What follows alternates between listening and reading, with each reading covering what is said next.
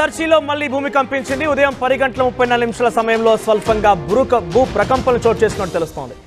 నిన్న ఒక్కరోజే 3 సార్లు స్వల్పంగా భూమి కంపించినట్టు తెలుస్తోంది. వరుసగా 3వ రోజు ప్రకంపనలు రావడంతో ప్రజల్లో ఆందోళన వ్యక్తమవుతోంది.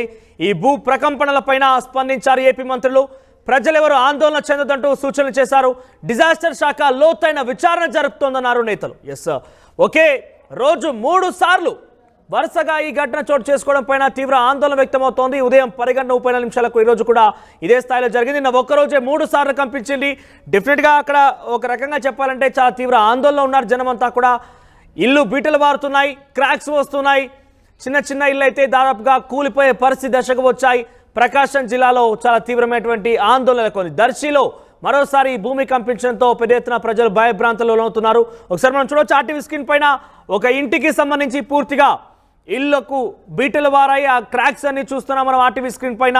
బహుశా చుట్టూ చూస్తూ ఉంటే కొత్త ఇళ్ళ కనబడుతోంది. కొత్త నివాసాలు ఈ రకంగా ఉంటే ఇంకా చాలా ఓల్డ్ బిల్డింగ్స్ ఏవైనా ఉంటే కనుక